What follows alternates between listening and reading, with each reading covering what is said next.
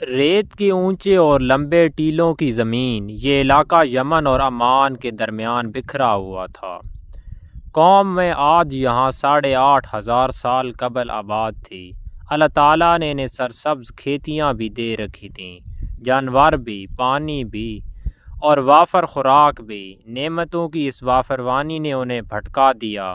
وہ اللہ کے باغی ہو گئے اور ہدایت کے لیے حضرت ہود علیہ السلام کو بھجوایا گیا۔ وہ انہیں تبلیغ کرنے لگے، لیکن عاد ان کا مذاق اڑانے لگے۔ وہ شرک سے پیچھے ہٹنے کے لیے راضی نہ ہوئے، اور شداد اس قوم کا بادشاہ تھا۔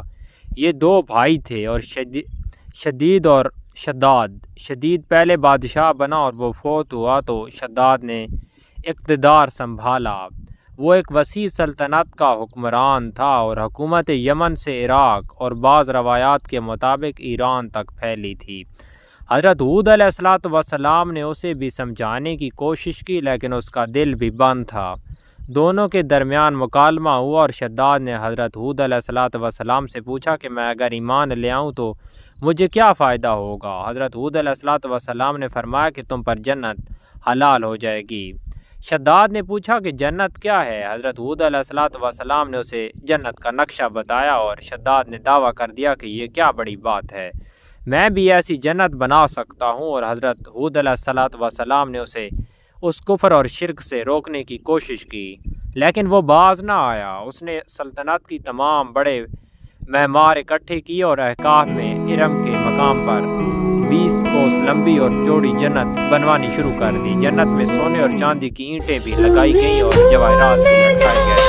اس نے شہد، دودھ اور پانی کی نہریں بھی رواں کر دیں، اور دنیا کے جہاں درخت پودے پھول میں لگوائے دیے، اور قومیات بلند ستونوں پر محلات بنانے کی ماہر تھی۔ شداد کی ارم جنت میں یہ فن عروج پر تھا، اور ریت کے ٹیلوں کے درمیان بلند ستون تھے، اور ان ستونوں پر سونے اور چاندی کی عمارتیں کھڑی تھیں۔ شداد نے فیصلہ کیا تھا کہ وہ جنت کی تکمیل کے بعد اس میں قدم رکھے گا۔ معماروں نے جب اسے جنت کی تکمیل کی اطلاع دی تو وہ تیار ہوا، اپنی فوج لی اور جنت کی انسپیکشن کے لیے نکل کھڑا ہوا۔ وہ جنت کے دروازے پر پہنچا اور گھوڑے سے نیچے اترنے لگا۔ ابھی اس کا پاؤں زمین اور دوسرا گھوڑے کے رکاب پر تھا کہ ملک الموت آ گیا، اور شداد نے اس سے صرف جنت میں قدم رکھنے کی مہلت مانگی، لیکن فرشتے کا جواب تھا کہ اللہ تعالیٰ کا حکم ہے کہ میں تمہیں تمہاری جنت میں قدم نہ رکھنے دوں۔ وہ بہت گڑ گڑایا، لیکن ملک الموت نے اس کی جان قبض کر لی۔ وہ زمین پر دوسرا قدم نہ رکھ سکا۔ شداد کی موت کے بعد حضرت جبرائیل امین نے چیخ ماری، اور شداد کی پوری جنت زمین میں دھنس کر غائب ہو گئی، اور شداد کا انجام قومیات کے لیے کافی تھا۔ لیکن جب انسان کی عقل پر غرور کا پردہ پڑ جاتا ہے تو شداد ہو یا شدید، اسے کسی کا انجام دکھائی نہیں دیتا۔ حضرت ہود علیہ السلام کی قوم کو شداد کا انجام بتا بتا کر ڈراتے رہے، لیکن آدانہ نہ مانے، اور یہاں تک کہ وہ مایوس ہو گئے، اور اللہ تعالیٰ نے انہیں ساتھیوں کے ساتھ علاقے سے نکلنے کا حکم دے دیا، اور وہ قوم کو آخری بار سمجھا کر احقاف سے نکل گئے۔